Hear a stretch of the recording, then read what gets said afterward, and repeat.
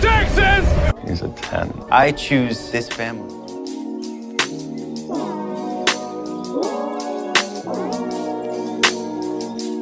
Hey guys, welcome to episode 136 of 911 Lone Star Roundup. I'm one of your hosts, EJ, and with me are my lovely co-hosts, Katie and Grace. Hey guys. Hey guys. Today we'll be talking about episode 7, season 8 of 911, which is titled HOTSHOTS. As always, we have a lot to talk about, and so let's get to it. The episode starts kind of interesting with an LAPD sting operation. There's this flash rob guy going around. He gets people to like do armed robberies. I'm like, that's an interesting type of flash mob.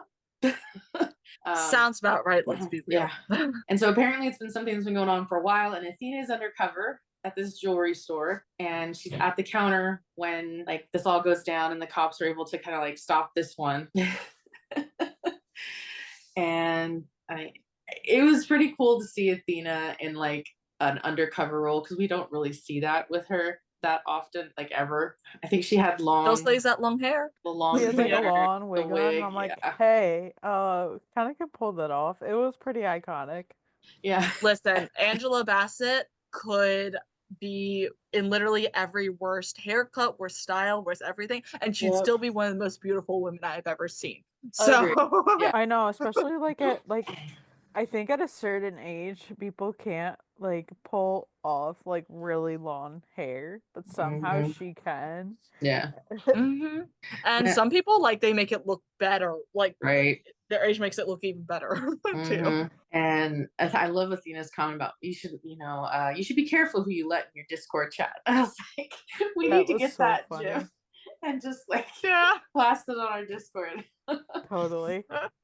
It's just a message, the welcome message you receive upon going in, like Right. Yeah. That'd be so cool. Yeah. Yeah. just like so vaguely threatening. right. So this, kind of storyline is that they know that the people raiding this jewelry store are not the planners and coordinators of it. They know they're not flash rob. So she's trying to get information, and she's like, they'll get a get out of jail free card if they tell her who he is. And no one knows. So obviously, so they're going to get to do the crime, get the punishment of the crime that for a person they don't even know. And she goes outside, and this guy's there, and she's telling them that the store is closed. And then she notices a tattoo and realizes that he's actually flash robbed, because she's seen the tattoo in like videos that he's posted where he's wearing a mask. Because this idiot doesn't think to cover up one of the most identifying features about himself. Police officers have an entire database of tattoos. Yeah. Literally, like This guy must just not have a criminal record or whatever, because Well, he obviously does they're not now. gonna have a record of everything. Oh yeah, and he's not being out for a while. I feel like he probably got cocky like a lot of criminals do, where like you get away with something for so long, and Yeah. then eventually you're Mhm. gonna slip up, you're gonna get messy because you've gotten away with it, and you're like, oh, they'll never catch me. And that I feel like this was like one of those scenarios. And it's the anonymity of like hiding behind the phone screen kind of deal, like Right. like this. Yeah, it's a fact that this is all so ridiculous, but also if a news article came out tomorrow and said that this actually happened, I'd be like, yeah, that tracks. Yeah. So once she makes the connection that it's him, he takes off, and she starts to chase after him. And unfortunately, after a little bit, she actually kind of stumbles and kind of hurts her ankle. So he gets away, which sucks. But it also sets up kind of the storyline for the rest of the episode for her. I think she hurt her hamstring. Yeah, She pulled her hamstring, I think. Yeah, I think she talks to it about it with Captain Maynard, like in the next scene they're in. But before we get there, we get to Maddie and Shim are paying Buck a visit. They find out that since the breakup, Buck has been doing a lot of baking. And I was like, I'm reminded of that scene, or it's the phrase in High School Musical, the "Stick to the Status Quo" song, where Zeke is. Oh I my bake. gosh, the creme Yeah. brulee. He Oh, would yeah. be Zeke so much. He would be Zeke. I was like, oh yeah, it's totally a Zeke thing. So I was like, I wanted to mention that. And so since I guess Buck knew that they were coming over, Buck had baked brie, and Maddie's like, she can't do stinky cheese right now. And Buck's like, well, why not? You love this. And she's kind of not saying anything. And she had said like, oh, her trainer was trying to get her to lay off booze. And Buck is kind of like, you've never done this. He's like, you've only done this and turned this down when you were pregnant. And he's like, you're pregnant. Yeah. So He pieced that together really fast. yeah. I mean, little brother, of course, he's going to pick up on it. They weren't planning on telling him right away, but she's like, well, we're in the first trimester. And as Chim says, Buck is a blabbermouth. And they know how Buck is, they didn't. Chim is one to talk. I know. Saying. Yeah.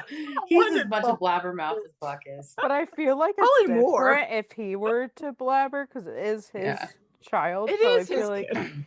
it is more of a right of him too than for Buck too. So honestly, that's valid. And understandably, they didn't want to initially tell him because they knew that he just had this breakup and they didn't want to rub their good news in his face, which I understand. But and I love Buck's response because he totally could have been like, I agree with that. But instead, he's like, this isn't good news. This is the best news. And he's so happy for them. So he kind of gives them both a hug, which is awesome. And then, of course, Chim has to add in, tell anybody and you're dead. I was like, well, okay. That's valid. Right. So next scene is they get a call on the HOTSHOTS set, which we've not done with because apparently we're back to them again. Because of course we are. So this stuntman is dangling from the top of a ladder and they couldn't get him down, like a fire truck ladder. So he's up on the ladder and he's hanging. This is literally looking like Buck is hanging when he was got struck by lightning. They're just recreating it. Did Brad get the footage and decide to do a recreation because he thinks he's all that? What happened? I was like, this is ridiculous. And I was like, it was so because I know we had seen clips of it in the promo, and I was like, they're not going to recreate the lightning scene in the show, Hot Shots, are they? No, guy just passed out while he was up there. But Gerard, who's supposedly the fire department liaison, whatever you want, advisor, technical advisor. That's sure. the technical term. I'm like, yeah.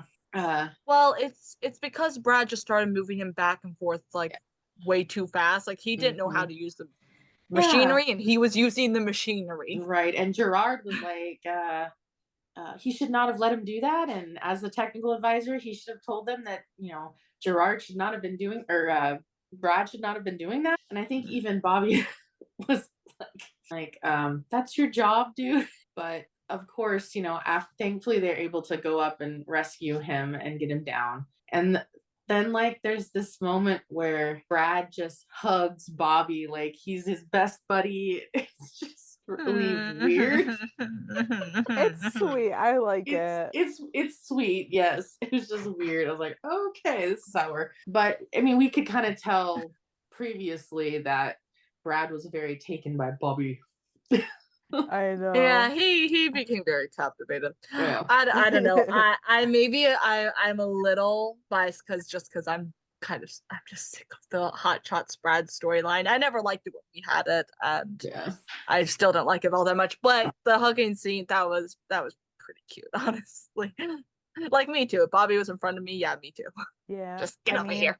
All right. At this point, I like it, and I know stuff comes up for the next episode, and I think it is important that it plays an important role for just people. So I don't like some things that they did with the storyline, but I do think it's important just for some other people too. Right. At this point I was like, okay, we're back to the HOTSHOTS storyline, but I wasn't totally against it. I was just really shocked at where they took it after here. Yeah, a little. Yeah, just a bit. It's I had a feeling that it would come up again just because we all know how good Gerard is at his job. So I was just they made it seem when basically Bobby kind of was like, oh, Gerard can do that job. I knew that something was gonna come up. They're not gonna just make it so easy, oh, here's Gerard sipping on a latte, just doing whatever, oh, he's enjoying life. Right. We knew something was gonna come up because no, this man is terrible at his job, and honestly, he should just retire. He is way past his prime. Exactly. It's overdue. Yeah. I'll save the rest of my thoughts till later. Yeah. Okay. I have things to say. Yeah. So then we get Athena talking with Captain Maynard, and she's sharing that, she didn't get like majorly injured, but just she's kind of limping, and you can tell that, she's going to be out for a couple of days, or at least on light duty, so to speak. So then Captain Maynard goes on to say that she's going to be riding with a probationary patrol officer, Officer Sparks, who's wanted to ride with Athena. And of course, as we know in the past, whenever they've tried to get her to ride along with somebody, she does not like that idea and says, I work best alone. But Captain Maynard wants her to show Officer Sparks the ropes since he graduated at the top of his class. And he starts, and even he like comes in at that moment, and like he starts spouting off all of Athena's accomplishments, like he's been studying up on her. And I'm like, yeah, interesting. And I love how Athena calls him out. It's like, if I wanted my greatest hits, I would have Googled myself. I'm sorry, I just love Athena. Like queen, yes. All right. I don't know. Yeah, this is gonna be an I obviously with her getting injured, yeah, it makes sense. And like I watch Blue Bloods, and they've always kind of had the cops paired up in that series most of the time. So Most cop shows they are. Yeah. Every pretty much every show I watch like that, they are partnered up. Yeah. I think like in some instances on like other shows, like on The Rookie, like sometimes they'll be solo, but not really, because that is like based on like a training officer and then like a probational officer. I mean, let's remember that we addressed it in season 2. When Maddie went for her ride along with Athena, Right. she asked about a partner, and she was like, I work solo, I'm a sergeant. Yeah. That's how I prefer to do things. So it's Right. not unusual. It's not a Mhm. surprise that she has a Yeah. sentiment. We've always known this. Yeah. So it makes sense. It isn't something you see a lot, because a lot of cop shows do something based on like the dynamic between partners within police forces. So yeah, it's just not something we see much, but it was kind of explained early. Yeah. Well, and I kind of like how the show has depicted her too, with since she is a sergeant, she's above a patrolman. So I like how she can just show up to whatever scene she really wants when she's out in the field. Which, sometimes when you have a partner, there's like, well, I don't want to go to that one. We don't need to go to that one. So I can see why she works best by herself. So this is kind of setting up this storyline of, maybe Athena's not as spry as she used to be, and now she's gonna have to ride along with this little guy for little guy. He's a cop, but No, he's a kid. Acceptable. He's a kid. We'll just keep calling him little guy. Do we know how old Athena is in story? Because we know how old Angela Bassett is. I know she's in her. Yeah, Athena's in her. I'm imagining she's at least in her 50s to have at least a kid in college. Yeah, because I know most characters, their ages follow that of their actors, but I'm not sure as far as years. Yeah, I don't. No. Yeah. I don't think we've ever got complete confirmation on her age. Yeah. I mean, the closest I can think of is even Bobby himself, but back in 2, he said a man's at his best when he's 50, which is a pretty approximate age that he was, but like, Yeah, that's the closest, and presumably they're close in age, but I would say mid-50s. Yeah. Yeah, which is about the age people start thinking about retiring at, but you don't necessarily have to. Right. Yeah. I think that's why a lot of people that are like in that field, they will retire and then go do something else. I mean, that kind of job's hard on your body. It's hard on your mental state. It's hard on your emotional state. So, not everyone's going to retire, but it makes sense for the people that are like, well, I'm not done working. Right. But I'm not sure I'm ready to keep doing this. And that's understandable. And I think she's in a really good position as a sergeant, and having been in the police department for so long, that she's got a lot of experience that she should be passing on to the younger generation of police officers, because she's good at her job, and others need to learn from the good cops. Yeah. So then I go to the fire station, and everyone's surprised that Buck is cooking, and he says he does it whenever he has the urge to reach out to Tommy. So he cooks and bakes. which we all know That's all he's been learning doing from Bobby. Honestly, that I like seeing that though, because it's like, Bobby has cooked enough at this damn station. I think somebody else should take over. Exactly. And Yeah, that's a right. couple of them aren't really maybe the best chefs in He's the kind of house. He's kind of passed the baton. He's kind of Yeah. yeah, which we've seen that in previous episodes or seasons before, and it's like, oh, it's it's good to see Buck baking, but I think everyone's mildly concerned. Right. Yeah, and and Buck says like, I know it's dumb, and Bobby says, he's like, no, it's not. He's like, you found a coping skill to deal with cravings. We do the same thing in recovery, which is so true. Like in this case, his need or want to reach out to to Tommy is kind of that urge, and so he's filling it with something different, which everybody else is benefiting from. So I don't know why they're concerned, because Bobby has taught Buck plenty of cooking skills that Buck can come up with plenty.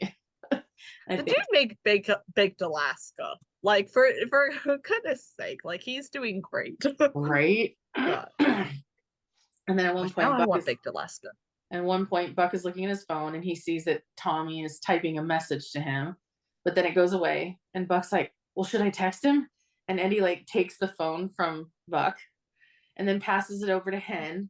And then she throws it back to Eddie. And then Buck's like, Cap, can you help us out? And Bobby's just kind of looking at them like, oh, my children. Literally. And of course, this is the time when Chief Simpsons decides to walk in and see his firefighters chasing each other like children on the playground. Oh, that was so funny. It was just like, what's going on here? Yeah. So of course that was a little odd. And so Bobby and Simpson talk and find out Simpson was telling Bobby that they want him back on HOTSHOTS because they don't like Gerard. Bobby's like, I'm a fire captain with the LAFD. But basically, Simpson is wanting Bobby to go help Gerard be better at his job and be more likable. Good luck. That's not going to go well. Good freaking luck, because we all know how that's going to go. Yeah, right. Like, Gerard is not likable. Like, It's not. Like, I'm sorry, you just can't change that man. That man is stuck in his ways, and like, Gerard's just not like, I don't, just so many things. Like, so I will say 911 is doing their best to change him. I'm sorry, I have thoughts, but I will keep my Gerard thoughts largely towards the end. I don't know. I have problems with this scene because for a couple of reasons. But largely, if I was in Buck's shoes and someone snatched my phone from me, people are dead. That does not happen. I'm sorry. I have a lot of trust issues. I have a lot of trauma with people taking my phone. And you know what? I started a discussion about this on Tumblr, and I asked people's thoughts on it, and a lot of people were extremely divided on either side of how they felt about it. But a lot of people felt the same as me. It's like, you don't do that. Also, I know a lot of people have seen this as like them being supportive of Buck and trying to help him from doing stuff, but he is a grown-ass man. He is in his early to mid-30s. He can make his decision on whether or not he's going to text his ex, whether that's a good decision or not. He's got to make that decision himself. So don't go playing games like you're 8 years old on a playground and take someone's property, especially when he's clearly not having fun. He's clearly not taking this as a joke, and he's asking you to give his phone back. I'm sorry, maybe people are going to say I'm reacting too much to this, but I'm like, absolutely not. Absolutely not. I would lose my shit. So that's my largest problem with this entire thing. I'm not sure I love necessarily the general attitudes of everyone as far as how they're talking about the breakup necessarily, but that is one of many disagreements I have with the writers as far as this whole storyline has gone. So that's one thing. As far as Gerard goes, well, what else did anyone think was going to happen? literally. What the fuck? Yes, as adults, I think I totally I hear what you're saying. I do. I just think, given the track record, I mean, I've done this to my friend because she's currently engaged and her fiance doesn't live here. So there's been a lot of texting back and forth. And when we're in the middle of a conversation, I have jokingly taken her phone, like, can we talk for 5 minutes? Like, so I kind of see that's what Eddie was initially doing. But I think as they played around with it, yeah, you're right. They should never have done that, like in that context. Like, well, especially when he was like, no, just give me my phone back. Yeah. I think I also just felt like it was out of character, if I'm Yeah. being real. Like it just felt like very Yeah. abrupt, very out of character, Yeah. We and haven't seen any of them. rather unprovoked. True. Really? Yeah. Personally, that's what I felt on. Yeah. No. And then yeah, the Gerard stuff. I mean, obviously nobody was gonna like him. It was obvious from the beginning, even the few times it's already happened. Like it was obvious. So not surprised, but I'm glad that like Simpson's like, well, no, I'm not taking you from your firehouse, but you need to work with Gerard.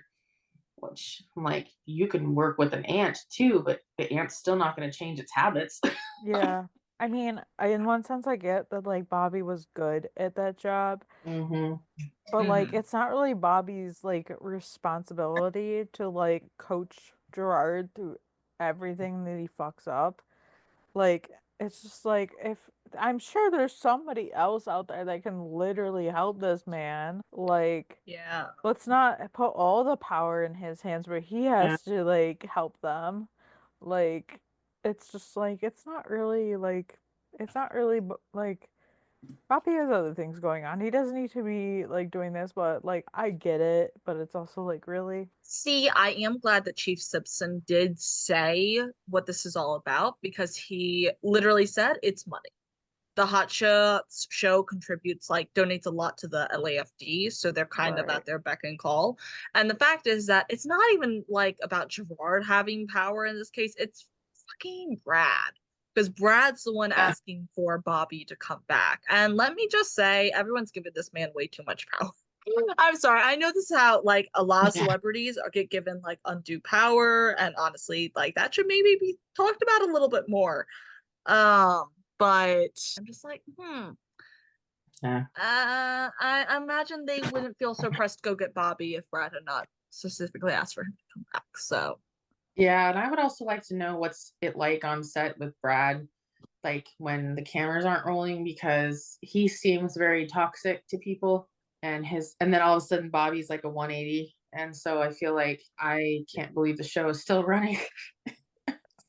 Yeah, I mean, he didn't really give that vibe off in like the other episodes we saw him in. He seemed like a very like kind-hearted like person. Like he didn't really seem like that like stereotype, and I think that's sort of also what they're trying to do is Yeah. they're like creating just like a major stereotype of like how people in Hollywood can be.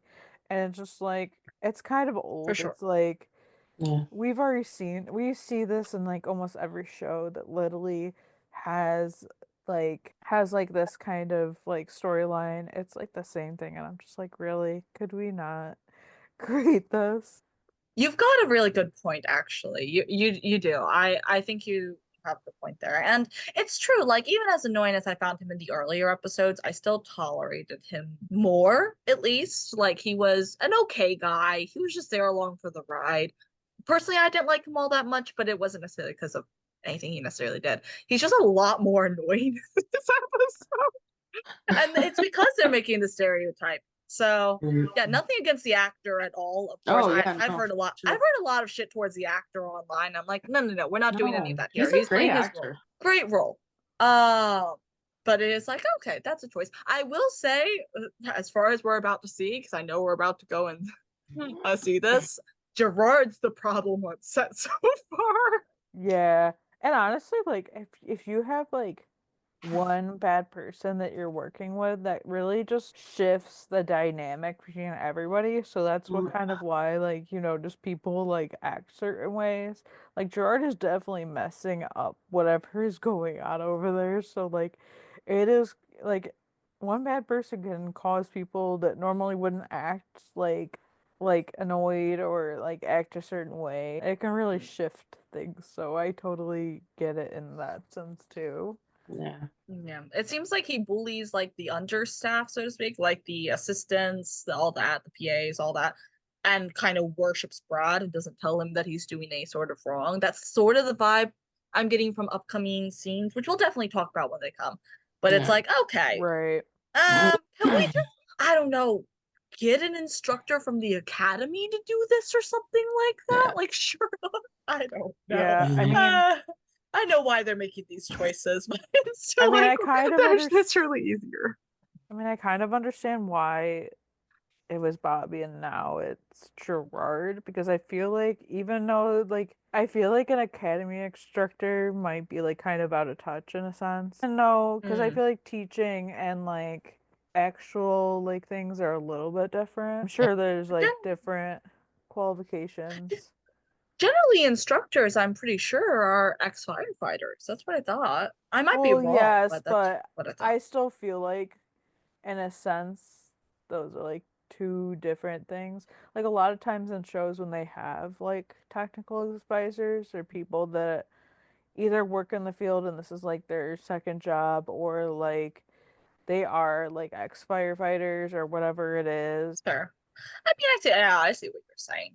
I don't know. We'll definitely have other spaces to talk about this as well, so we can move on. But sorry, I derailed the Yeah. conversation. No, you're good. I'm good at that. So then we're off to Athena riding with this probie.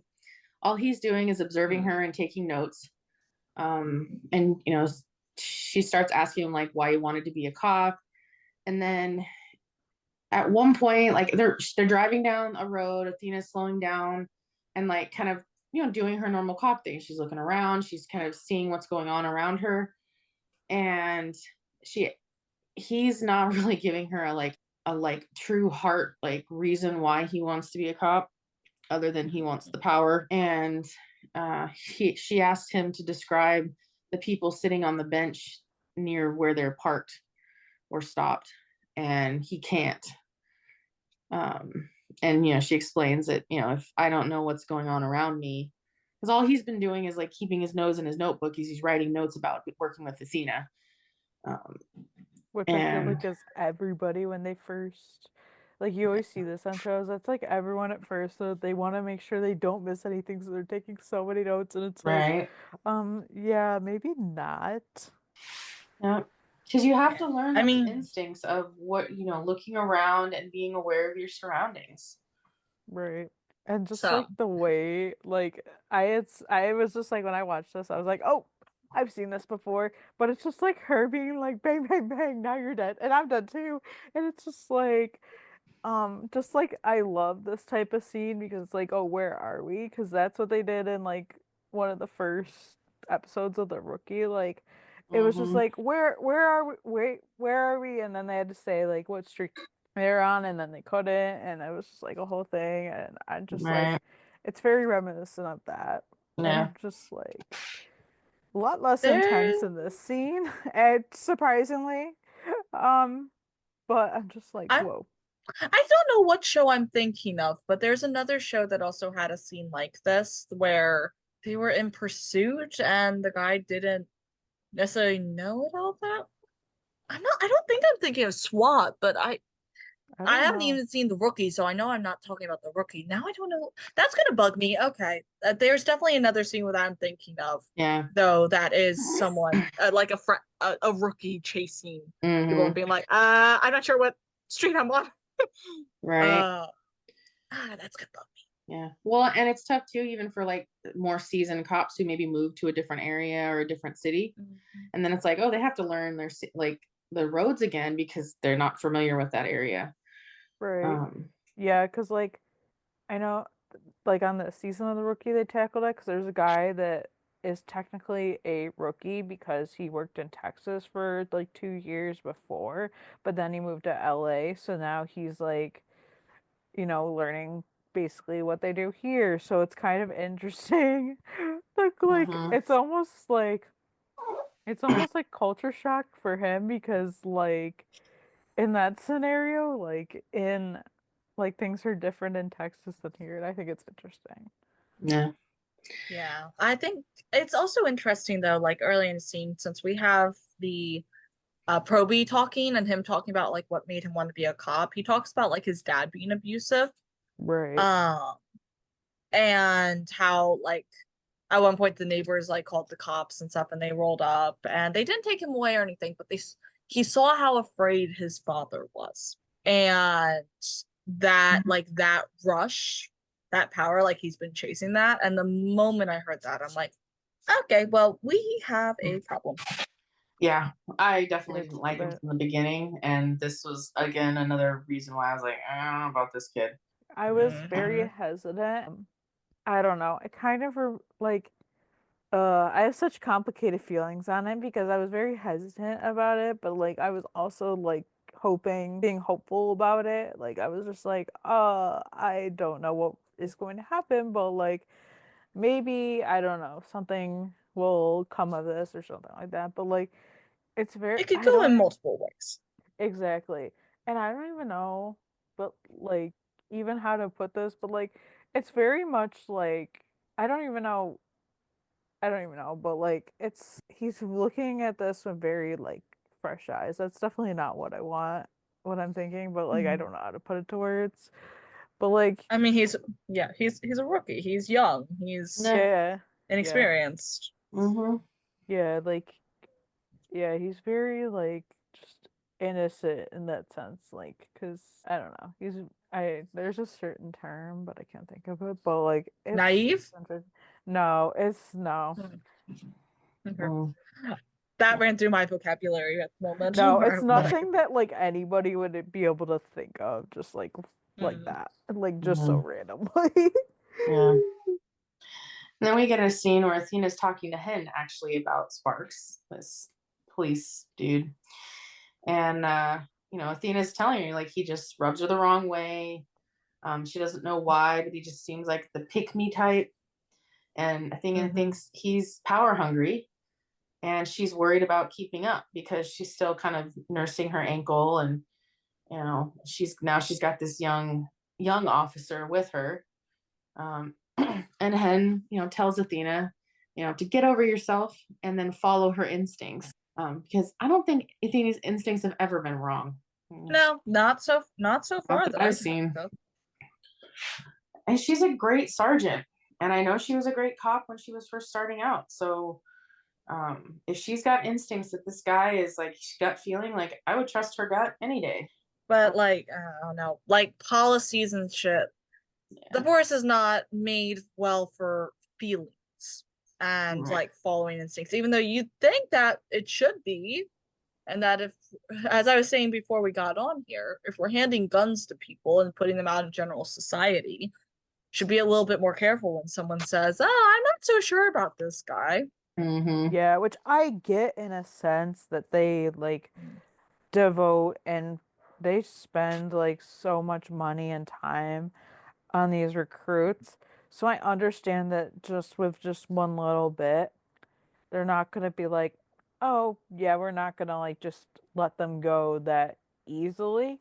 But obviously, if there's like major red flags, you got to say something and Right. stuff. Like I've Yeah. seen on shows um where like the whoever is like, oh well, if you get like a red flag on somebody you're training, like we need to know ASAP because like the department has spent like 200,000 if not more on training these recruits.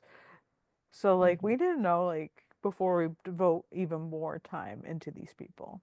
So then we get Bobby showing up on the hotshot set to, Gerard and him talk. And obviously, Gerard is begging Bobby to take Brad out to dinner to convince Brad that Gerard is good and that he can change. Because that's kind of been the big issue. And Bobby definitely did not want to, but I think he finally caved, and it was like, yeah, I don't know. I'm just like, listen, I'm sorry. For Gerard being such a guy and being a homophobic bastard, his little boy crush Yeah. on Brad is certainly remarkable. Yeah, it's Yeah. very amazing that can happen because he's like, since the moment he met him, he's like, oh, that's Brad. Which I get. There are definitely like I get that. Like they're literally like people that like literally they get that with like people they see on TV. I totally understand that, like in that sense. But like, yeah, it was like, what's going on there? Like, okay, that's a choice. Right. Yeah. So then we have Athena. She's still looking for this flash rob guy. They find out that he's a delivery driver, and they find out where his truck is, and they track him down. Sparks is actually the one that catches him because, you know, he took off, and obviously Athena couldn't chase after him because her leg is still bum. And when he does tackle the guy to the ground and everything, you know, people are applauding him, and you can, You see him soaking in the attention. of course. And then Athena's like, seriously, like I can't tell you how many times I use that word all the time. But like, seriously, yeah. She was not all that pleased. No. Which, listen, the stunt was kind of impressive, but it was also risky. All right. Yeah, it was. It was Like, very. It was And like he, you know, he had to call. completely chase him down. It wasn't like a 5-minute jog. It was No, he was like climbing on the truck. He was on the back. Yeah, he was like he was clinging to the back of the truck. He almost went off the truck. That's right. And then he climbed on the roof where there's no handles. Yeah. And you're like booking 50 down the highway. And I know, this kid. Yeah, and you know, and Athena's again, I have some admiration for the stunt. I do, but also okay. So honestly, I mean, he's not listening to her. Right, and honestly, at this moment, guys, I watched this episode when it aired, and it was so not memorable that I didn't even remember that was what he did. I knew that he caught him, and I knew people were clapping for him, but I totally forgot about the whole van thing. I was like, oh yeah, that's right. So thanks for reminding me. Because it was just so, I guess because I just didn't like the kid, and I knew it wasn't going to end well, and I'm like, I don't care. But yeah. So that was a funny little tidbit. So then we get Athena talking to Captain Maynard again about Sparks, and she's saying how her instincts are telling her that he shouldn't be in uniform. And Sparks obviously overhears this, and he thinks she's talking trash. And Athena says how that's not it, when it's her professional opinion, which she's got a right to have. It is true. I mean, she's his trainer. She's supposed to have that opinion. I mean, in one sense, if it was her professional opinion, they should have had the door closed so he couldn't hear them, because the door was like wide open while they're having this conversation. True. Right. Like, I literally witnessed something along this scenario happen the other day where somebody at work was talking trash, like not even in my department, but in a different, talking trash about if people to get their numbers down, that they were gonna get like have to move somewhere else or whatever. And while like a bunch of people are eating lunch, and you hear this, and I look at my coworker, well, I hear this, and I'm just like laughing because I'm just like, oh, you're seriously talking, and they're like talking on the phone too, and I'm like, that is so unprofessional to be saying stuff like that in like a public room where everybody can hear what you're saying, and I'm just like that just makes you look bad. Like that's my thing with scenarios like that. I agree. The door should have definitely been closed. You know, and of course, because he's, you know, heard everything. He's like, you know, Sparks tells Athena, like, well, he's faster than her, he's hungrier than her, and younger. And Athena's like, yeah, cockier too. Yeah. I bet you did not. To him, I'm like, but you did not. You did not. He's young. They're cocky. Like, I know plenty of people like that are like that, especially at that age. And I'm just like, unfortunately, me too. Yeah, like everyone is like that at first. So it's just like, but like I get it. Like it was like very like he was threatened in a sense, because it's just like, oh, and it's just, I don't know. Yeah. But then we get this little cute little lighthearted Uncle Buck scene, which is so adorable. Chim and Maddie call Buck, and they're like, "You're not baking, are you?" And he's like, which he totally is. But he's like, not technically not yet. technically yet.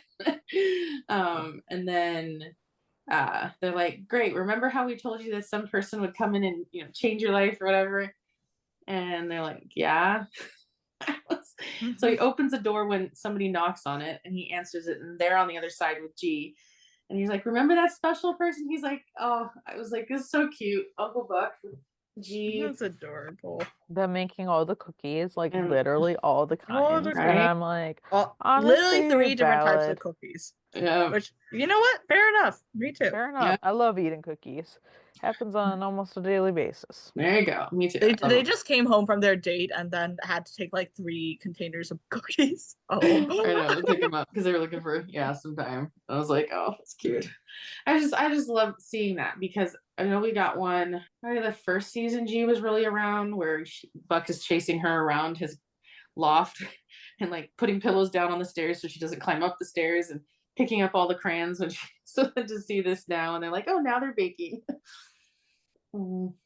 yeah. So cute. So then we see Bobby going to dinner with Brad, which does not go well. I have things to say. Yeah. So, I mean, they order their drinks, and then Brad gets an extra olive that's not pitted in his drink, and he's insulting the waitress. It is pitted. That was the problem. It's pitted. It was pitted. Okay. I was like, I knew it was one of the two. And he's insulting the waitress. And Bobby tells him that he's being a man-child. Which he is. Like, oh, go Bobby, right in, a public space, and there's yelling, and obviously there's this big scene happening now. And then people are filming all this, and then Brad storms out. I was like, oh my god. But you know what? I wish more people did what Bobby did and stood up for waiters. And I'm saying this as a server. Right. Like, Right. and this is part of why I hate Brad so much. And I'm not going to listen to apologies about it. Like, sorry, but I am a waiter. I'm a bartender. I would lose my fucking shit, and then I'd lose my job, because we're not allowed to stand up for ourselves against assholes like him. Yeah. So I'm sorry, but you'd have to probably pull me out in handcuffs, because I'm gonna go. And I have had to deal with people like this before. Oh, These me entitled bastards. Yeah. And I am not. Nope. You cannot get me to change my opinion. Yeah, sure. He went up. Like, sure, this gets resolved later with Bobby, but did he go back and apologize to that girl? Absolutely not. That poor girl is just doing her best, and nope, I'm not here for it. And so yeah. I got mad. Oh, yeah, me too. I love Like, Bobby for how he did this. Yeah, I was mad at him, but I was also mad at the writers for doing this, because it was just like, this is so unnecessary, and it also plays into like that stereotype, and like it just plays into a lot of things that I'm just like, really, did we have to make him seem like, or did we have to make him be like a full-on asshole and be like just so blatantly rude? Because like, yeah, like he was kind of annoying before this, but now he's just like an asshole. Like, what the why did we have to do that? Because like that was just so like unnecessary, and like it's gross. Yeah, the writers have made a lot of decisions. Yeah. Well, and yeah, this whole situation was filmed too. And I'm like, yeah, I worked in a deli, but I worked in a deli on a military base, and you have not seen the pettiness and the entitlement that comes with the spouses of officers.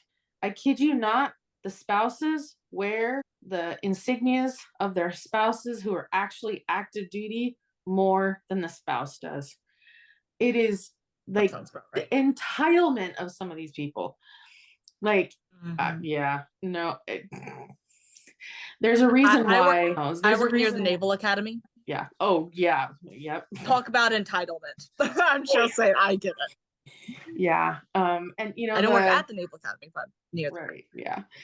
And even the, they're like, that's why the enlisted, like older sailors will say things like, I work for a living, don't call me sir, just because they don't want to associate with the officers Yeah. in that way, because of the way they act sometimes. I'm not saying everyone, but there is a lot that I have run across, and I'm like, oh, you're an officer's wife, so makes sense now. Okay. Yeah, So for sure. then we get a call that, honestly, this was interesting. So this woman is refusing to open her window. She's calling 911, basically saying there's this thug with guns outside her car window, and she has a child in the car. It turns out it's actually a couple of police officers trying to make a stop because she was doing something wrong, or I can't remember the specifics. Her car was illegal. Was it not licensed legally? Okay. So I was like, I knew it was either the license thing or something. So she's in one of those, I don't know what else to call it, cults that believe that they are not part of the United States. And so that they're, yeah. So she's Yeah, these people refusing. make me mad. Like, it's Yeah. just like, I think they're like the freedman or whatever. Yeah, it's like the free like they're kind of people or militia. something. Yeah, it's like a militia. They're kind of militia. And there's groups Super like common, this like all Montana. over the US. Yeah. yeah. It's basically they don't believe they're a part of the United States, so they don't have to recognize the rules of the United States. And I'm like, okay, yeah, you guys just you do you. But so she's refusing to roll down the window. She won't give her license and insurance. So then Athena and Sparks show up because they're still riding along together. And Sparks is like, well, No, they're me not. give it Sparks is with someone Sparks else. was with a different Oh, officer. He was with he was at the original stop. He and his new partner were making the original stop. Athena was called for back. That makes more sense. I was reading the notes. I was like, what? Yeah. So Sparks tries to give it a try, and he escalates things to a point of no return. He ends up shooting the lady with her kid in the car. He swears up and down he thought it was his taser.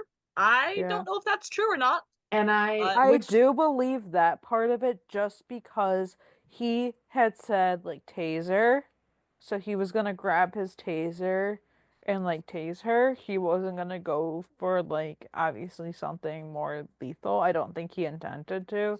And this is like one of those things where this happens like more than it should happen, where somebody just grabs the wrong thing. Instead of grabbing the taser, they grab their gun, and it's terrible. Like I've heard like stories just on shows where people are like, sometimes like cops will have like their gun on their nightstand, and instead of grabbing like something else, like I think on one story I heard, like somebody, instead of grabbing their inhaler, they grab their gun, and then obviously they put it down their throat, and that's not good. So like accidents happen, and I don't think it was like he wasn't trying to, but obviously he's way in over his head.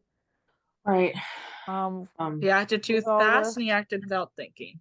And I don't know the specifics, so please don't quote me on this, but I do know there was some sort of shooting, officer involved shooting that involved, I believe, a female officer saying she was trying to pull her taser out, specifically was on the audio saying taser, taser, taser, and actually pulled her gun on a civilian. So I believe this was reference to that. I think there's a fundamental flaw in the fact that they're built almost identically. Yeah. But also, like, I'm not taking away the user error in this. For some people, it may seem like I'm being really harsh. Maybe I am, but it's like, yeah, they are built very much the same. He went for the wrong side. It is a mistake. But I'm sorry, you can't make mistakes like that. Exactly. Yeah. And I always wondered, I'm like, so if a police officer is right-handed, they wear their gun on their right side. But I personally feel like if they're right-handed and they're trying to go less lethal, then they should actually have their taser on the right side. So that's their natural first thing they go to, not their service weapon. And I always wondered about that, because when you're left-handed, right-handed, it just depends on what side you wear your gun on it. But I get, like, if you needed to pull a gun in a quick situation, your natural reaction is to grab to your right side because that's your dominant side if you're right-handed and shoot. So it's just, Yeah, shoot, there's countries, and I believe Japan is one of them, that doesn't even allow their police officers that are on patrol to even carry weapons. I've heard that. UK My is one of them. brothers told me that. They only carry batons. They don't Yeah. carry, like, guns are not a thing in the UK. Yeah. And you know what? The UK is not perfect, but they have a Yeah. lot less issues than here. Yeah, unless you're like SWAT, and that's only when you're in an active, call. You're not, they SWAT don't is carry. very specific. Yeah. And there are countries, and they've found, they're like, no, we don't let our patrol officers carry weapons. Yeah. And I'm like, it's shocking to hear that, but then I'm like, well, what's their crime rates like? Well, Right. Pretty Yeah. good. so it's thing to think about, and it definitely, Sparks definitely should not have been put in that situation too, because there was 3 other more senior officers in that should have been even considering talking to this woman. Right. Yeah, his partner should not have stepped away. Yeah. I definitely think that. He's like, oh, the rookie's got it. But hey, this, like, I'm not victim blaming at all. Like, this, sure, was this woman originally being difficult? Yes, but she did not deserve this at all. No. Unless No. she actively made a move to harm the officers. Right. In that Right. case, even Yeah. then, still tasing is better. But Right. like, Yeah. she did not deserve it at all. But Mm. like, she was clearly being difficult, so Yeah. giving her to a more experienced person should have been the go-to there. Right. Yeah. And in one sense, like, he was trying to get somewhere with her, but she was literally not compliant at all, and like nothing was happening, which is why Sparks ended up, like, they let him try, or at least whoever was working with him at the time would. Mm-hmm. Well, it was because he was talking about his he had a story. He was going to talk about, like, his uncle or something that was also a freedman or whatever. Yeah, it was living in a And similar community in Montana or something like that. which not only Right. made her more agitated because she saw him as a traitor. Mm. Yeah, because he was I'm just pleased. like, Yeah. But I don't know. The way I saw it was that the way I was watching this, he seemed very upset that he failed to calm her down, because she started, like, talking back to him, but she only raised her voice, really, and started shouting. But she didn't make any threatening motions even. Like, she was just yelling, according to my memory at least, and I just watched this episode. yeah, it was like, it was very, like, frustrating to watch, because of the fact that they're not even just like this, but like people in general will like be like, oh no, I'm not gonna like comply, I'm not gonna do this or do that, and like that, it's just like, you're making this more difficult than it needs to be. And like, if you're gonna be that like non-compliant, like, yes, you're gonna get ripped out of the car, and honestly that's your own damn fault. Like, you could have made something that could have been simple. That's like a lot of times why people get like charges on the most simplest, like, traffic stops. And it's just Mhm. like, and this had like such a terrible outcome, obviously. Yeah. And like, it may like, And like, we're all forgetting there was still a child in the car. Like, her kid saw yeah, all of this. Mhm. Now, we yeah, never saw the kid, I'm pretty sure, but they, like, their kid was in the car with her. Yeah. yeah, they like showed the kid in the car, but like after that, they Mhm. didn't really, like, somebody ran over to that side of the car to check on the kid after the His new partner gunshot did. went off. Yeah. Vagras, I believe, was his name, or Vargas or something like that. Yeah, that's what Yeah. it is. So, awful experience. A lot of things should have been different about it. I'm not letting anyone off the hook on it, but I'm also like, ultimately it was still his actions. Yeah. So, Right. So afterwards, he's talking about it with Athena before he's going into his deposition. He admits that he reached for the wrong holster. He grabbed his gun instead of his taser. And depending on how the deposition goes, he could be looking at assault with a deadly weapon, because that's just, I mean, he did that. And I mean, at least she lived, as they Yeah. pointed out. Like Yeah. it could have been manslaughter. right, that's true. Yeah, it could have been a lot worse. Yeah. Um, it's tough because it's like, yes, he did wrong, but I also like, and when I first watched this, I was like, I kind of feel bad for him. And people are like, why do you feel bad? Like, you shouldn't feel bad. And I'm like, well, it's very complicated because, like, yes, Yeah. I feel bad just because, like, you know, like, obviously his intentions weren't to, like, friggin', like, injure or kill this woman, but obviously this happened, and this stuff happens, like, way more often than it should. So it's just like something like this can ruin somebody's life, and it's already bad enough that he's gonna have to live with the fact that he did this. Just imagine if Yeah. how much worse it would have been if he had actually killed her. Right. Yes, I mean, I can see what you're saying. Mhm. But also in my mind, it's like it's not just his life that's destroyed by it. Like her life is also going to be very altered by it. And also, when we're already dealing with a group like the Freemen, like with a militia-esque group that already hates the government, already hates cops, all that, and when we're already talking about um a justice system that has such instances of brutality, both accidental and intentional.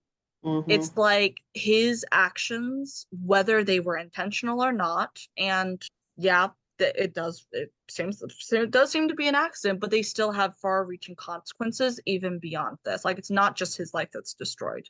There are Yeah. going to be more, like this is going to be a covered headline. This is going to be, and let's Right. think a lot that in a lot of instances where stuff like this happens, the cop doesn't get let go.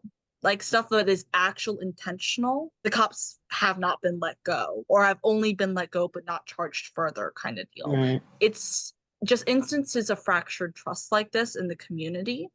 So I think I'm just like, yeah, I did feel a little bad for him at first. And then I was like, Mhm. sure, he's a young kid and his life is ruined, but he's not the only one. And he Yeah. almost ended someone else's. So yeah, I may be having a little bit of a harsher view on that, but I'm not saying yours is necessarily like wrong or invalid either. I just have a slightly Right. No. Yeah. I mean, Yeah. it's bad on both sides. Like, she obviously did a lot of wrong. I cannot stand people like that. So just like, it's just yeah. like, ugh, it's so annoying. Not even that. It's just like, really? Yeah. Yeah, and so Well, I can see both sides, and yeah, because we've seen it in how many other police. I mean, SWAT. There were Right. situations where like Street was involved with something, and Hondo's been constantly in the line of issues like that, and the whole I mean, premise of the let beginning episode of SWAT was when the white cop head of the SWAT team got shot a black kid who he thought was running and was a defenseless kid, was not involved in what he was chasing, and ended up getting basically fired because of it. And the African American member of the team, Hondo, was put in charge of the team after that, very publicly.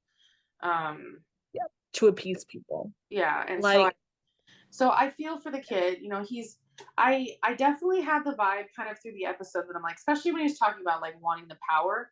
I was like, okay, this kid's like, he's not. I don't really think he was thinking with the right mentality, like where he should have been Right. in that Yeah. situation where he's that kind of power hungry over a person like that.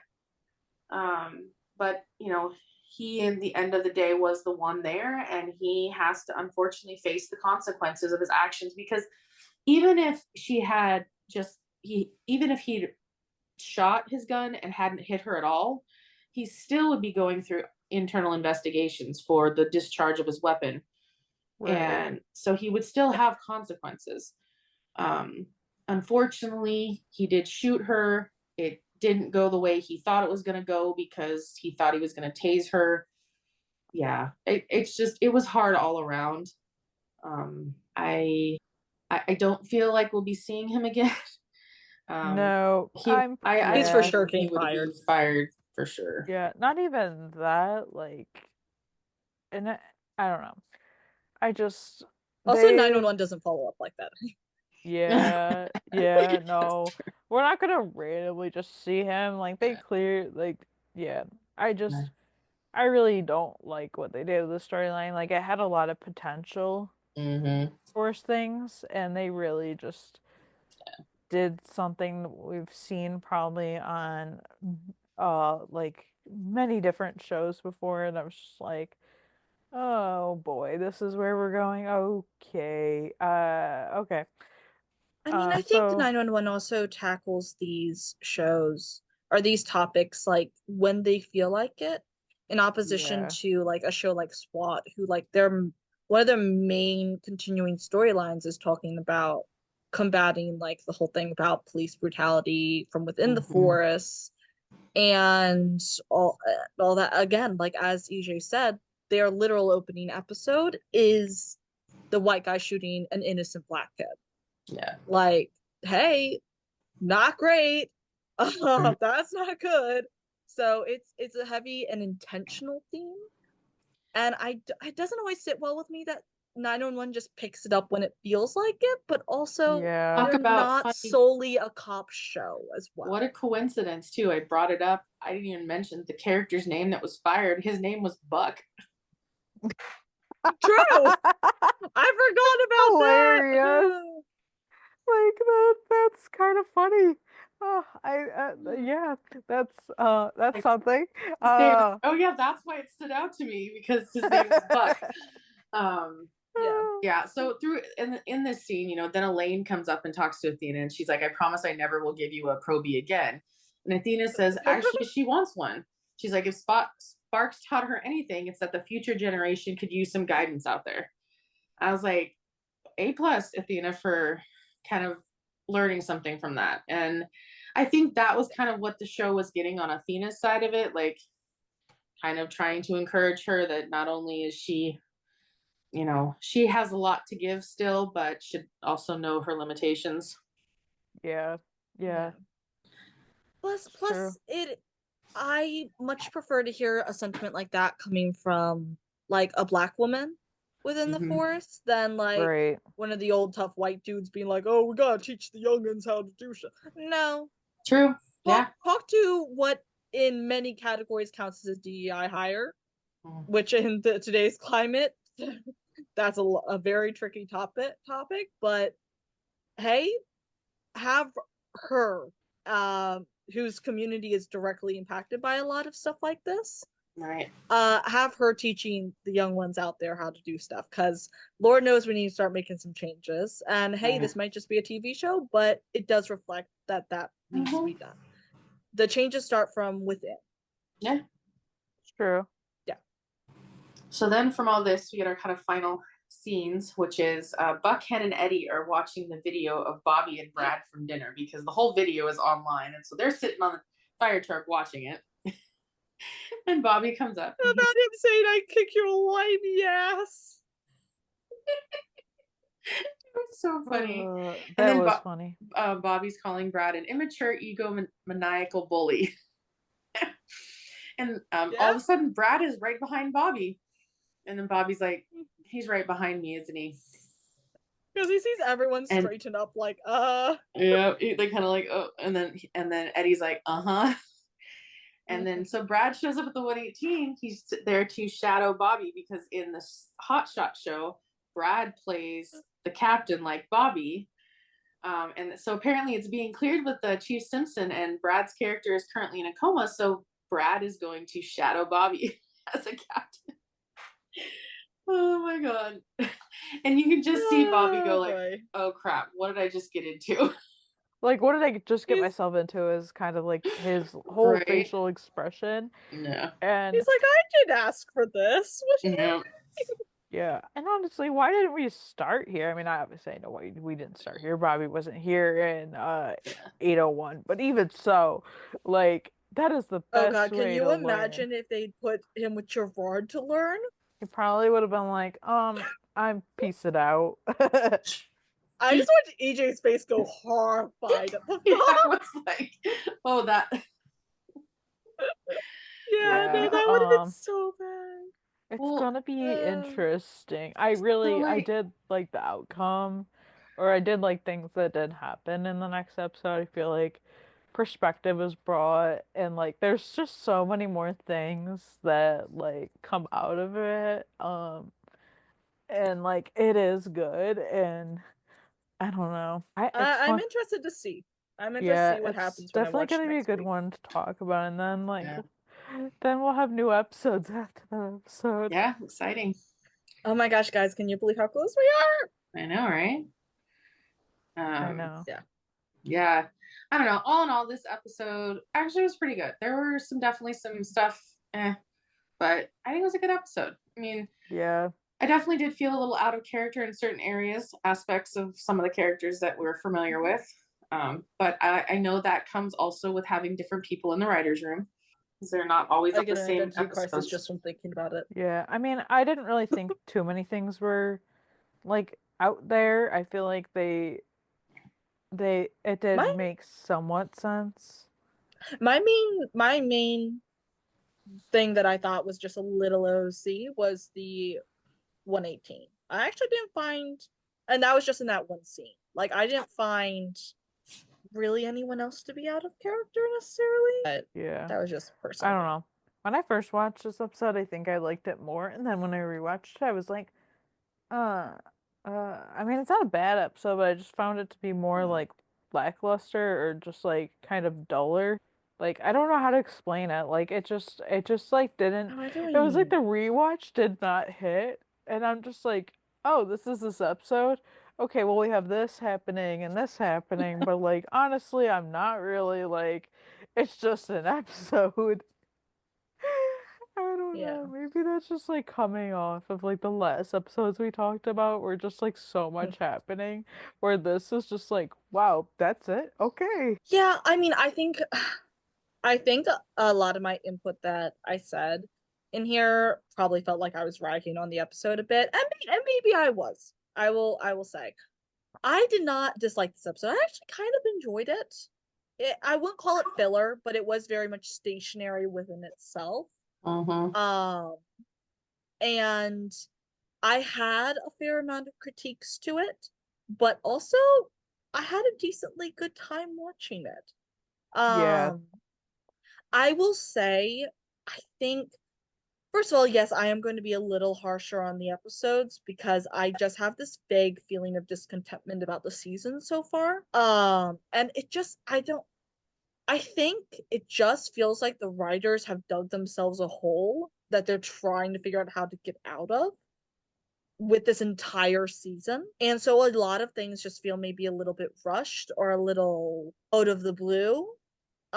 And I don't know. I have gripes about this season, so I'm gonna have gripes about the episode. And this did feel like one of those episodes where they just kept digging themselves a hole in or trying to Yeah, dig a out little of a hole. bit. And I'm like, okay, I don't know. I obviously I've not watched the next episode. I'm gonna watch it sometime this week. I'm just really hoping the next half of the season they've gotten their shit together because again, I loved the seventh season and I was so happy that ABC took over. But now I'm like, I don't know that they even know what they're doing. So I really hope they figured it out in this break, in this hiatus. Um, my opinion about this season is yet to be firmly set in stone because we still have so much Oh to go yeah, through. yeah. We've only seen half a So season, so Yeah. I feel like this feels like a season 5 for me, where I did not like the first half of the season all that much, but the last half of the season kind of pulled itself together. That's what this is reminding me of, and I'm curious to see if that feeling is going to continue during the second half. yeah. Because again, so much can still be done. So overall, still enjoyed the episodes. I came away with it with a lot of different like feelings and critiques, and also the realization that I think I've grown as a person in my own perspective of things. Because I feel like even just a couple of years ago, I might have reacted to this episode very differently than I did now. Uh, but I am very interested to see where we're going from. Mm-hmm. Yeah. It's gonna be interesting to see kind of how they play up 8B. Um, I know I have a lot of questions for some things, and you're right. It's like we've only seen a half a season, so it's really hard to judge like the full season until we really see it. Unlike, because I know Seven was definitely a shortened season because of the writer's strike and the moving to ABC and things like that. So there was reasons why it was shortened, and so we had a little better depiction, like the first half, like seeing all that because we saw more before it went on a break. Right, yeah, like You know? they don't really have much time to like put a bunch of fillers in there. Yeah. So this is like back to normal to get it. It's just like also we They were came very all, intentional about everything they put in which I and the time they like. gave it. I Yeah. understand like you can't have like a packed episode like every Right. single episode, especially when you're doing like 18 episodes. Yeah.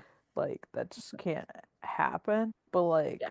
it's just like I don't know. It is a little different. I don't know how to explain it, but I don't know. I Just think it doesn't need to feel I think it doesn't need to feel packed in order to feel intentional. Mm-hmm. And like for me, it just feels like they're chasing their tails a little bit. Yeah. yeah, I think some storylines Just they just personally. don't really know what to do. Yeah. Yeah, and my roommate and I just got finished watching a TV series. It was one that was on a couple years ago, and the last season was only 6 episodes, so they really just wrapped up the end of season 2 stuff because they really didn't have time to. So you could definitely tell like there was a lot packed into those 6 episodes, but it was covering those storylines that needed to be wrapped up instead of adding on a whole bunch of other stuff to fill in. So there's merits for it, but Yeah. Yeah, absolutely. do we want to share the news we just found out? I have yet to figure out how I feel about it, so I'm fine. I feel like we should but... talk about it because like I do have Yeah. thoughts. Okay. All right. So this is episode 807 of 911, and then 8B starting here real soon. And the day we're recording this, some big news dropped for 911. I'll start with the first one, which is a little more of a finding out another TV series that's in this universe. Is Dr. Odyssey. If you guys don't know and don't follow it, Dr. Odyssey is on right after 911 on ABC every Thursday night. And it was just announced that Athena would make an appearance on Dr. Odyssey in some way, shape, or form. So there will be a crossover of some kind between 911 and Dr. Odyssey. The most incredulous thing I find about this is that she's getting back on a cruise ship. Yeah, I was really shocked.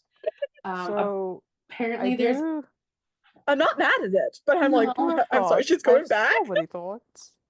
Yeah. I'm curious to hear what you guys think because I personally have not seen Dr. Odyssey at all, but it sounds like you guys have watched a couple of episodes each at least. I watched all of the episodes. I haven't. Okay. But so like I had every intention when I heard about it of watching it, but then like I just never got around to it and stuff. I know I made like videos about this earlier because I was like I have talked about this when it happened, but like I will share what I did say. So like my opinion on it is I'm like I told you guys this earlier when we were texting. I was just like so my first initial reaction when I saw it was like so are they like trying to get like 911 fans to watch Dr. Odyssey because it's on the verge of being canceled? That was my first thought. Because it like I know like some of these sites that say oh this could be canceled are like are run by fans, so they're not like legitimately legit, but like honestly like I have heard otherwise that it is like on the verge of being canceled. So my first initial reaction was like so like they're totally trying to use 911 to like hopefully boost themselves up a little bit, and I can't really blame them there. Like and then I mean it does come on right after 911, and then me so like it does make sense. It's not like super out there, but I'm also like it is kind of in a sense a little random. I'm not mad at it. I just think it's funny. And so like and I was talking about earlier like what I think, so I'm like okay, it's definitely not going to be like a full crossover. Honestly, this crossover, and I posted about this and people are like I think you're going to be right, and I'm like we'll see. But basically I think it's going to be like how when it's going to be similar crossover wise to when on Lone Star when Grace and Mhm. Carlos had that Mm. FaceTime call with Athena. Yeah. Like so like Mm. now based on like so like on the 9-1 side of things, I don't really think it's gonna be like Dr. Odyssey on 911. I think it's more like gonna be like Athena is on the cruise ship or whatever on Dr. Odyssey, and Mhm. like she does whatever police business. I think I read in the article earlier it was like something to do with what was it? I wonder if they're going to follow up on the pirates at all. No, Well, it's the not guy that. who played Julian No. in Dr. Odyssey or in 911 actually is on Dr. Odyssey. Which when I saw the Okay, picture, who's Julian again? He's the one that was the like creepy dude, the blonde-haired guy. It was kind of like the He died. cruise director. Oh, He died. I don't remember these things. Yeah, he did Season 7 die. was a while ago. To be honest, Yeah, I kind of yeah. forgot about that until we started talking about it. But basically, what I read is basically like they're like an unexpected guest. Athena Grant suspects 2 passengers are targeting the ship's bolt and stuff. So like that's gonna be interesting. And I don't understand because from what I can tell, the cruise ship Odyssey. Okay, so for anybody who doesn't know what Dr. Odyssey is, basically like a couple of medical professionals. I followed it because it's Joshua Jackson. Love that man. Have since Dawson's Creek. Well, actually, I've loved him since Mighty Ducks in the '90s. But that was the reason why I started watching it. Anyways, it's like a couple of medical professionals and it's the cruise ship staff and it's like life of different themed cruises. And so it's kind of like you've got your emergencies and your medical stuff. And then, so I can definitely see it, but I'm just like, they're based out of, or what I have seen of it is like the Caribbean. So what is Athena doing involved on a, so it's like, isn't she in LA unless she's in Florida for something else? And I don't know. My thought is maybe I don't know.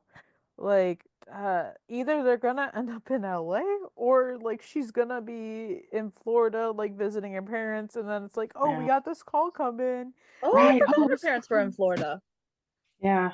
Yeah. He Yeah, I was forgot about that. Okay. yeah, Okay, that's like plausible. yeah, like well yeah, in Athena Begins, like she was it's like she was born and raised in Florida. That's Yeah. only and like also in the episode when we got her and Bobby going to see her parents. Yeah, Like all that. that was in Florida too. That's the only reason why I say that. I don't know why I thought that was in another part of California. I don't know. No. I just kind of forgot about that. I mean, I'm not even surprised. Here's the thing, going back a little bit to them like appealing to 911, I'm not even surprised because they have been promoting Dr. Odyssey on 911 socials for so long because they're trying to get the fans. And here's the I'm not even opposed. Personally, I'm not even opposed, but I have so many other shows I want to watch before even tackling. Best thing I've heard about it is it seems like it's polyamorous, and I'm like, hell yeah, we need more representation. Yes. Dr. Odyssey. Like, please. I know, like And I'm if down. you guys, if Joshua Jackson isn't your draw, then maybe Philippa Sue, who played the original Eliza Hamilton in Hamilton, might draw you in. Because she plays don't his know either of nurse those practitioner. yeah. I don't know I either of wanted to those watch people, it but because I that's was very like cool. I liked it was creepy or it was creepy, but I liked him in what show was it? Like I forget what it was called, but it was like these like shows on Netflix or whatever.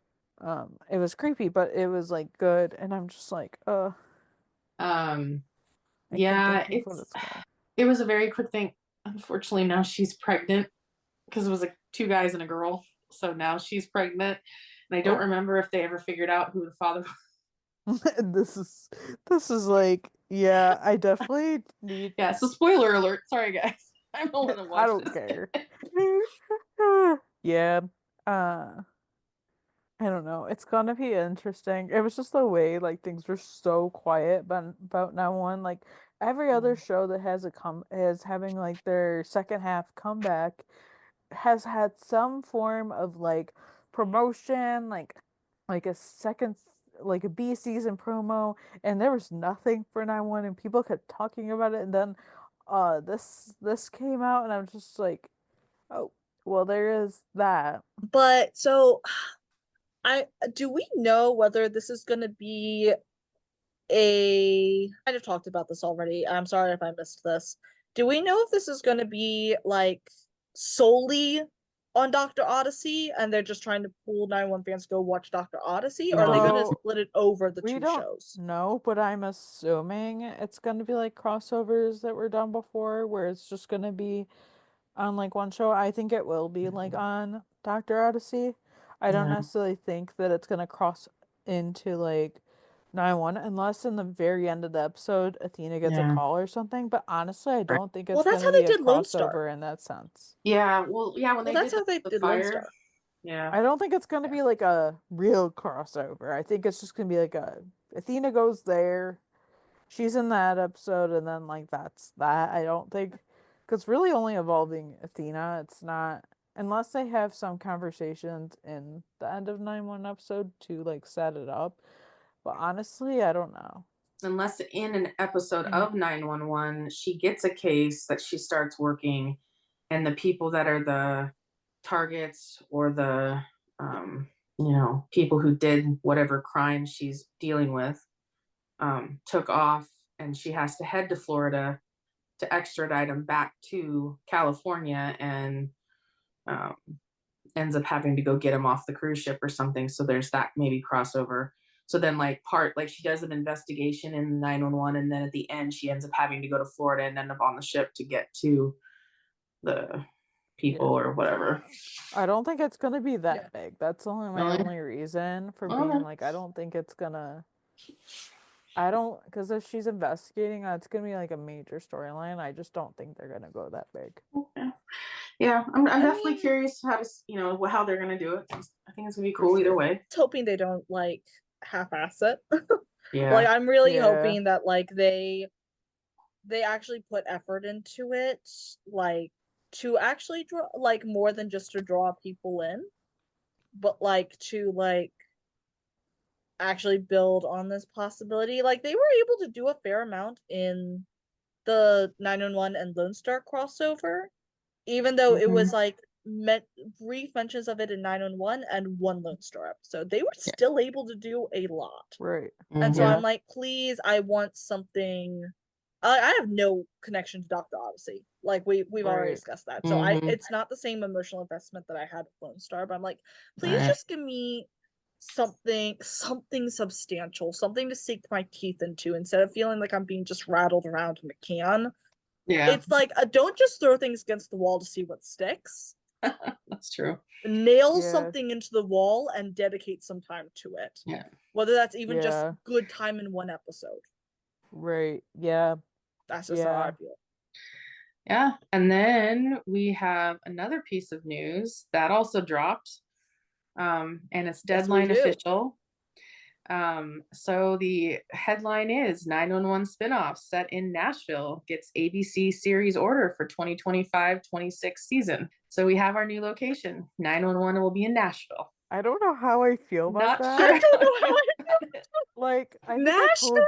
you guys, like, okay, that was definitely not what I was expecting. I just love how, and I mean, I know emergency-wise, there really haven't been any shows set there, so, like, It's at least there's original. We're not going to that. Hawaii or something. It's like, emergency-wise, it's original, but like, otherwise, like, not really, and they were like, oh, we're gonna go so original, and I mean, I get it, for emergencies it is, but like, I don't know, I just don't think, I think like some things are gonna like correlate a lot to like Texas in a sense. Like obviously they're not the same city, but I'm just saying like I'm getting the same vibes, or at least what I think is gonna happen. I'm getting the same vibes. And I don't know how obviously this is like a lot better than all the other ones they were putting out there. Like I like it a little bit better, but I don't really know how to feel on it. And I'm just like, it's definitely gonna be interesting. I'm interested to see like casting wise. I my thing that I put out there was like I was like, okay, if you're gonna set a show in Nashville, you better have the most random country stars be showing up in the show, because like otherwise there's no point, because I feel like I'm like, I just want I don't even care if it's Please. like thought out. I just want just somebody random to show up just randomly. Guys, I need them to like just pull out of their back pocket like Little Nas X or like freaking not Carrie Underwood. We don't like Carrie Underwood anymore, but God, who else? I've been a country music fan ever since I was a kid. Oh like yeah, I me grew too. up I grew up farm on girl. country. We grew up this way. So it's like, oh gosh. There are definitely some other people I could think of that I'm like, Oh. absolutely. Yeah. Of course I would love it if we could like, because of course 911 has thus far been a very progressive show. I want to stick by that and like have some more progressive like country stars on there because there are a lot out there. But I'm very interested to see what like I don't know I don't probably feel about it. I But don't know. And my thought was, I was like, so like I was thinking about casting, and I was like, you know what, would actually be a really smart move in position if they got somebody that was on Lone Star to be in this show. Like I know shows have done this in the past, like um that happened like on Station 19. One of the characters that was in Grays ended up becoming a firefighter in Right, Station that's 18. right, yeah. They could do something similar with I this forgot they were show. connected. Well, they They are could. connected, but like that was kind of like, I guess, like a draw in like a positive way. Is like, oh, you Yeah. already like this character, now see him Right. do this. And Yeah, I feel was like they could do Warren. that Yeah. with Lone Star. Bailey, so, Like, yeah. I don't know, like Paul or Marjan like end up here. And I know I they kept Lone Star like open ended for the fact that they could bring they were hoping to bring some like characters from Lone Star to like some of them to pop into the spinoff. So I feel like if they Yeah. took somebody and put them in there like full time with like obviously different people, that could be interesting. listen, hear me out. What if, and this is just me throwing things against walls, see what sticks here. What if we didn't do a main character or even one that we've done all that much? We introduced Jax, our non-binary like 17-year-old in Lone Star, and Yeah, that'd set be it up for like interesting. him to start having, or them, but that's my bad, them start having an interest in like first responder. And you know what? They were also struggling in being in Texas and being a queer teen in Texas. So what if, this could be staged a couple years technically down the line. What if they showed up in Nashville for a new start and became a firefighter? I'm just saying they could do something, and that would also be great because there are not a lot of shows that have a non-binary main character. Right. Yeah, that would be So I would cool. absolutely be down. I would be down. Just saying, that's why I'm thinking. What, we don't even have to do a main character, even as much as Yeah. I would love to see Yeah. that. And that could also open the door for Paul to show up occasionally. Yeah. Yeah, it would be cool. But like I feel like I don't know, for some things, I don't know. Like cuz sometimes when shows like go fewer years in the future, it kind of messes up timelines for something else. But like Well, I it like messes the up the idea. opportunities of having a crossover since they're both going to be on ABC. Right. Oh, they're Like they're, definitely going to be doing yeah. stuff. And I know like nowadays I'm so like excited. shows don't really do as many just cuz they are kind of harder to do with like scheduling and Yeah. stuff like that. It It's also just depends on like, where they're going to film it too. yeah, I can't really see them filming it like local just because they never did with Lone Star. Like some shows do, like some shows like um like the Law and Order and like the One Chicago shows, they always film where they're set. Like that they're authentic to that. But like otherwise, not other shows don't. And I like I mean, let's. I like authentic things, but like Yeah. I honestly can't see them actually like I think they will like I get mean, here's the some things. thing: is that Nashville is a very iconic place, and it is very well known for its particular culture. So it's not that hard to recreate elsewhere. would it be great if they could do some scenes on location? Sure. But I don't predict it's going to be off the Fox lot, really. Like, yeah, it's gonna be interesting to see. I know like Blue Bloods filmed in New York. Hawaii 5-0 filmed in Hawaii. So did NCIS Hawaii. So I think you're right. It's easier. It can be easy to recreate, and I'm sure there are sets already for like a Nashville downtown. So I guess it kind of depends on the vibe they're going for. Are they looking for a more rural setting, or if they're more looking for more of a downtown vibe? Yeah, that's a good point. I would be down for them to do something out of the stereotypical. Because we already have kind of stereotypical LA, not as much about like celebrities everywhere, but still very stereotypical LA. We have Austin, also I don't know much about Austin personally, but I assume that's pretty like just on par with what generally is on.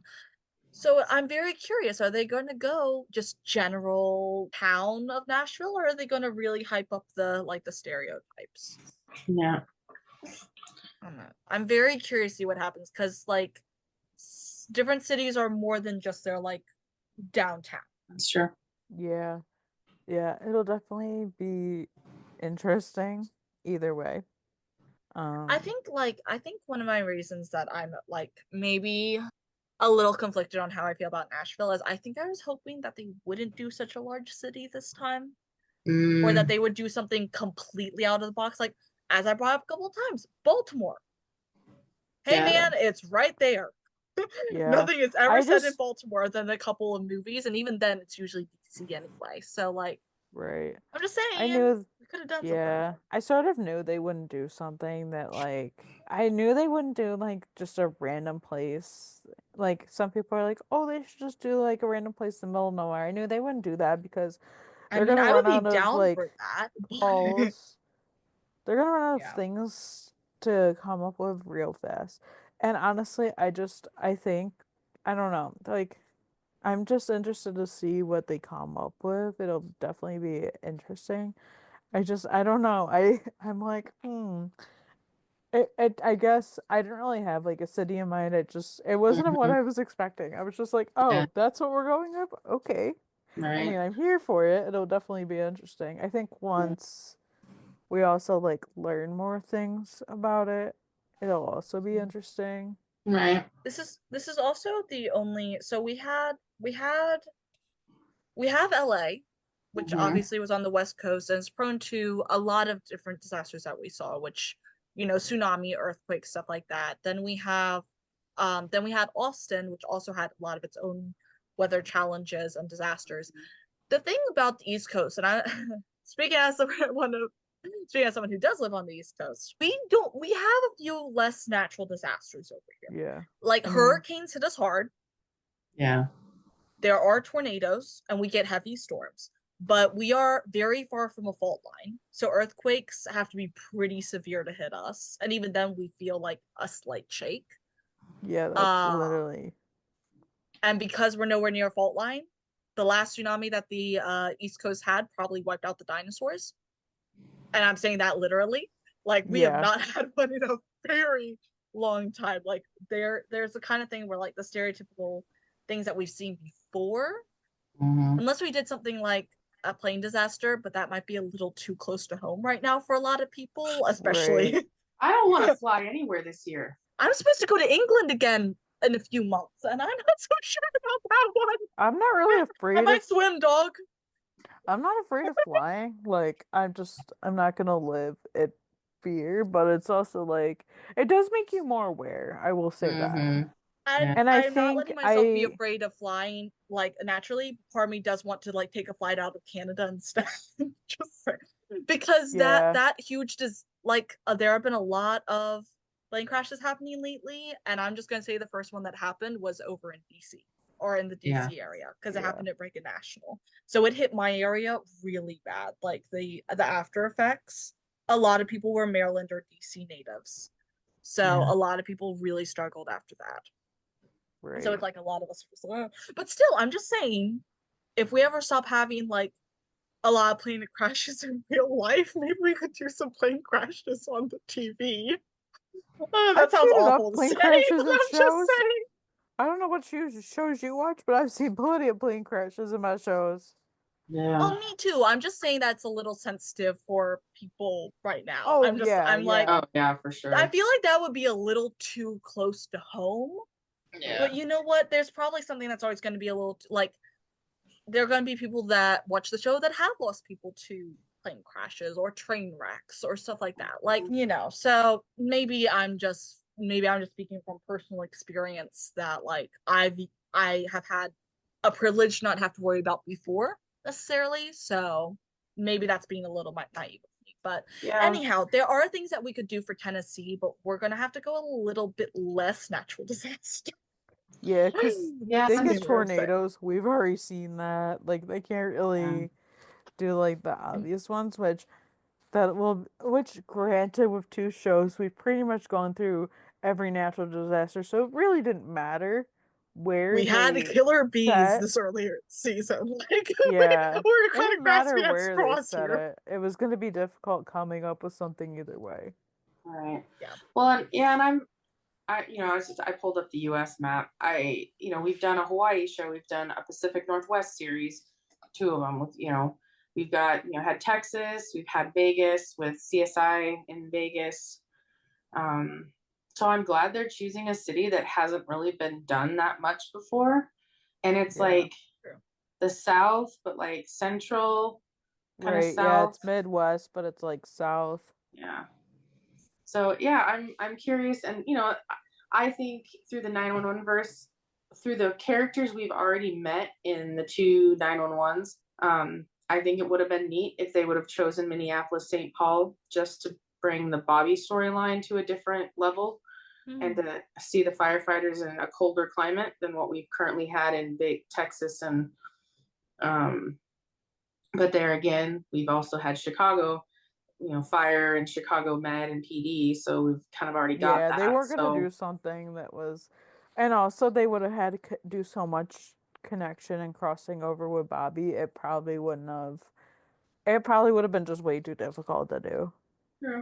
Also, I will say that we are talking about like doing colder stuff. I did look up, and Tennessee, one of Tennessee's like natural disaster kind of things happen are winter storms. So we could technically be doing some like more cold based emergencies. Cool. Yeah, I mean, So yeah, we could because do when they that. get, it's like when Texas got snow, like when they get hit with like heavy snow, like they're not equipped to handle it. Like I know, like we just got hit with like a terrible snowstorm, and it made me think, like, God, I cannot imagine like living somewhere where they literally cannot equip. Like, apparently there's a snowplow shortage here, and I'm just like, this is literally the wrong city to have a snowplow shortage I'm just because like, guys, aren't you in New York? Like, you guys should. Yeesh. That sucks. Because we have tons of them over here, and I mean we do, but like apparently somebody said there was a shortage, and I'm just like, yeah, this is not the time. I it is just like one of my coworkers that comes from even snowier city was like, is it normally like this? And we're like, we haven't really got snow like this since like the early to mid 2000s. Like it does snow like a lot, but like the fact that we're getting like 5, 6 feet is like insane. Everyone's getting hit worse by by storms, by cold storms. Like I live in Maryland, and we have not had deep snow for like 10 years. And we've been having snowstorms, we've been having winds, we've been having freezing temperatures. Like it again, global warming. Summers get worse, winters get worse. yeah. And so it's certainly something. But I don't know. It just occurred to me that I'm having trouble formulating my thoughts about this new show. And then I was like, wait, I know why I'm having trouble formulating my thoughts. We haven't had to talk about a completely new show before and it in its planning because we started ours after Lone Star's first season. Yeah. Yeah. So Like, this is a this is a first for us as a podcast. Yeah.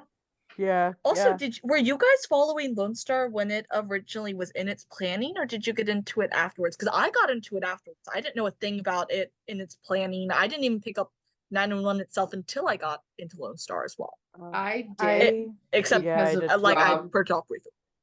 So like I believe I heard that the show was coming and I was like, oh, that sounds good. But it was when the promo dropped where I watched the promo and I was like, oh, I'm gonna watch this. Like this looks so good. And that was kind of it. So I watched it like it when it was airing. Yeah.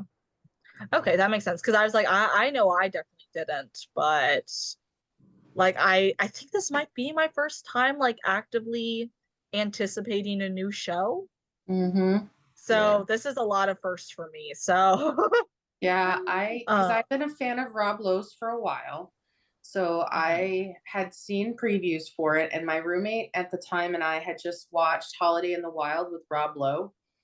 And I just happened to go online and see if there was anything new. And that's when I saw the promo in that like December timeframe for Lone Star. Yes. And I was like, oh, so we put it on the calendar. And so I've been watching it since day one and I didn't like jump on it, like following it, but like I remember Tarlos becoming a thing before it was even airing. And so that between Rob and that, that was kind of what kept me coming. And yeah. I'm really looking forward to falling in love with like new characters and stuff like that. Like and seeing these storylines they come up with and how they traumatize every single person at every given opportunity. I know it will be interesting because it's like you never know when you watch a show if you're going to be like completely obsessed with it or how you feel about it.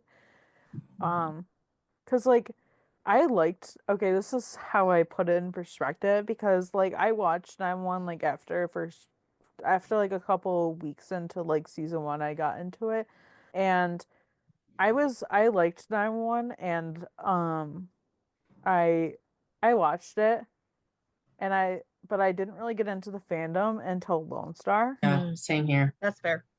Definitely so same. It's interesting. Well, for me, so I watched the first and part of this. I'm kind of fuzzy on where I stopped watching 911 the first time. Oh, you did that too? Yeah. I'm so fuzzy. But I watched 911 back in 2018. So I was about 16, 17 years old, depending on what period. But so I watched the first season and then I think I technically watched until like the first bit of the third, but honestly, I remember so little of my time then watching it that I'm a little fuzzy on it. But I watched it on DVD. It came to my library in DVD and I checked it out, and that's how I watched it. I was not watching it on streaming services because I didn't have any streaming services at the time. I didn't grow up with any streaming. So I, and I kind of slacked off. I don't remember why I slacked off, but it wasn't because I wasn't enjoying it. I just slacked off. And then I started watching, and it kind of been on my mind as something I wanted to go back to for a while. And then I started watching, I don't remember when I got into Lone Star, but I want to say it was probably that summer because it was 2020. We were all a little bit desperate.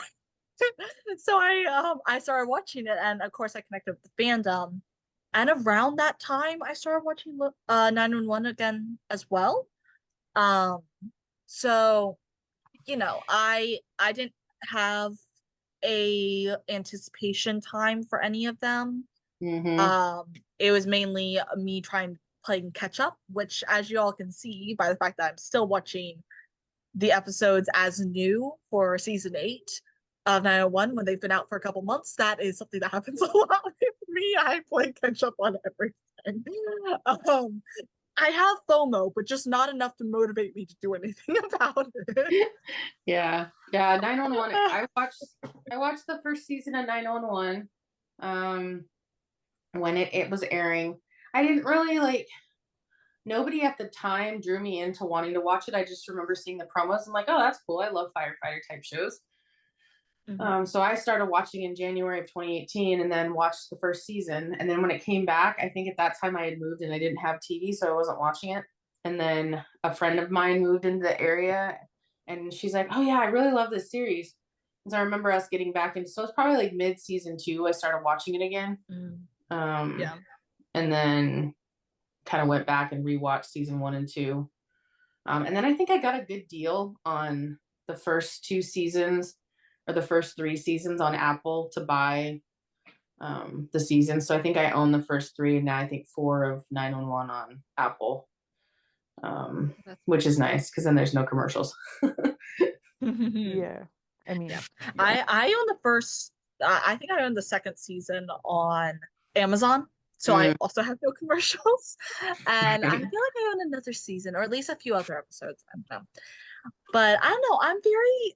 I originally was drawn to 911 because I knew I loved emergency shows. Like I grew up on the show Emergency. That was from the 70s. And I still adore that show to this day. I wish it was more publicly appreciated.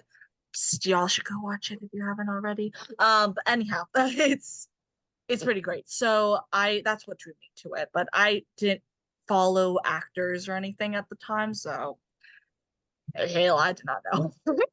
So I don't know. It's very fun to be doing this experience of anticipating a show for the first time, but it's also like it's a very strange feeling as well. Like what the hell? I usually am late to this party. I just looked up 911 on Amazon Prime, and it's currently $4.99 for the season.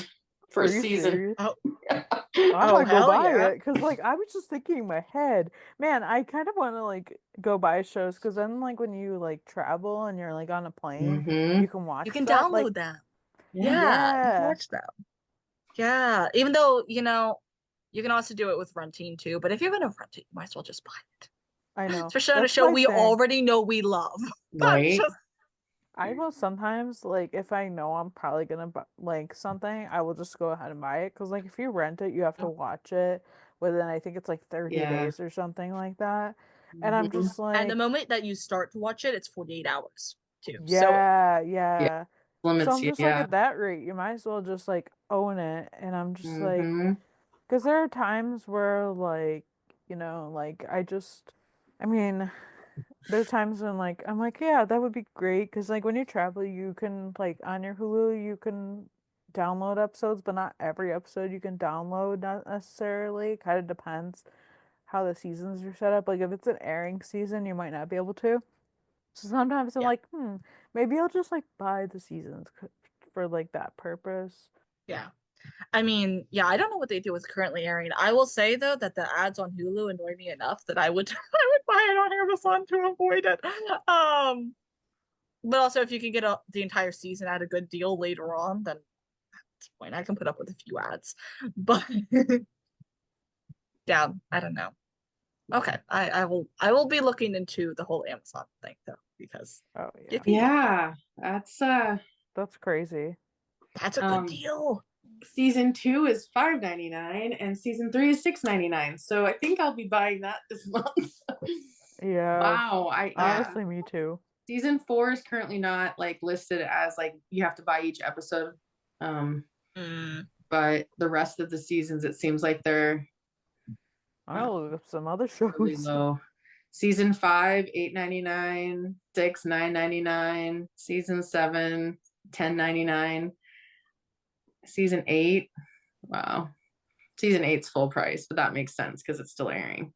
Right, give it a year, it'll be down. Yeah, I know, right? But, Yeah. yeah.